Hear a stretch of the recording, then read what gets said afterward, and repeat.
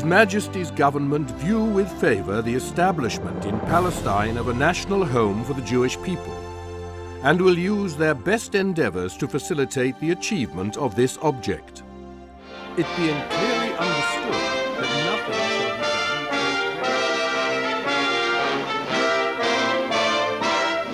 done. In 1917, Lord Allenby conquered the Holy Land, and the Jews were promised a national home in Palestine by the Earl of Balfour, a policy endorsed by Woodrow Wilson and by the League of Nations, which made Palestine a British mandate.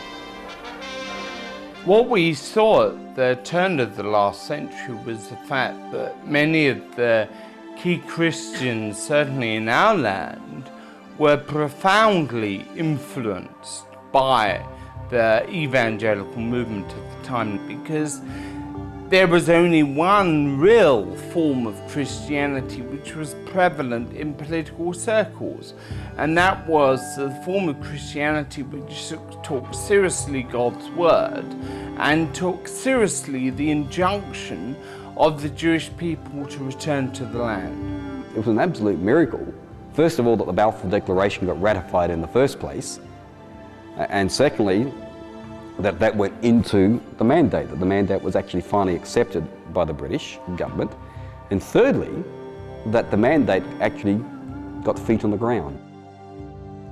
I was only 6 years old when I saw people standing on either side of Yafo Street, and I asked them, "Why are you standing here?" And they said, "Lord Allenby is coming down in his horse and we want to welcome him." And before long I could see the horse coming down Jaffa Street, and everybody was so wild with excitement. We thought that Messiah was coming.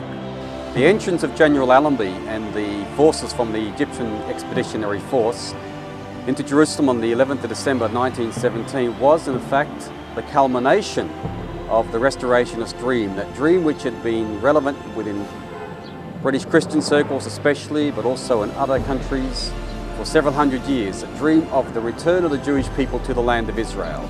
And so the coming of General Allenby here in 1917 really was the fulfillment of much of that expectation from the previous few hundred years.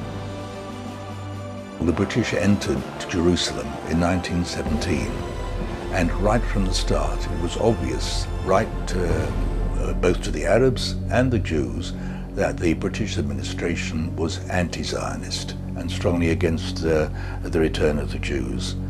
And from that time on, there wasn't either a military governor, or later on, apart from Sir Herbert Samuel, there wasn't even a civil governor who wasn't tainted with anti-Semitism. They certainly were on the Arab side, because otherwise they would have come much earlier. And my father and all the delegation went and asked for protection, but it didn't help. And the result was very tragic. The British betrayed us. The mandate was given to the British to prepare this land for a homeland for the Jews, but they betrayed us. By 1939, the Arab interest had become paramount, and the Jewish interest was very residual in effect. It's a complete retreat from the mandate. Because we are Jew and we cannot stay in Israel, so they send us to the prison. My life, 5 years of my life, I was in prison in Mauritius because I was a Jew. It's a dark stand on the British authorities. Even the Arabs would want to go mad. A few ships will arrive at night and unload people. בניית יהודים מלברוח מאירופה להגיע לכאן, וגם לא קיבלו אותם לא באנגליה וגם לא בארצות הברית. זה היה ממש שיתוף פעולה עם היטלר. I believe that if the gates were open as they should be, as the Declaration of Balfour if it would have really been the national house for Jews, very many Jews would have survived.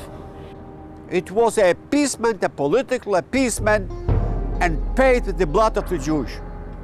My whole family is going to Gaza.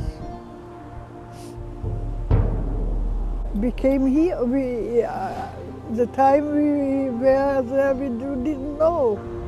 Only we came here to Israel. They tell us that nobody is alive.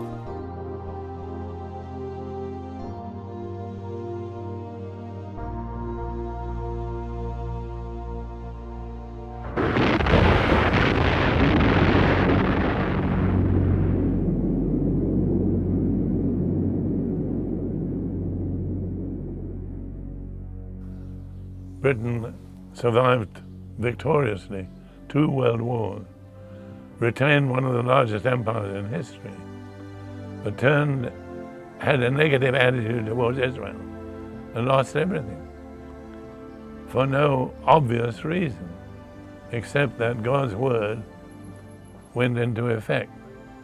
So I fear for my British people that we bring a lot of trouble on ourselves if we don't change our attitude toward Israel.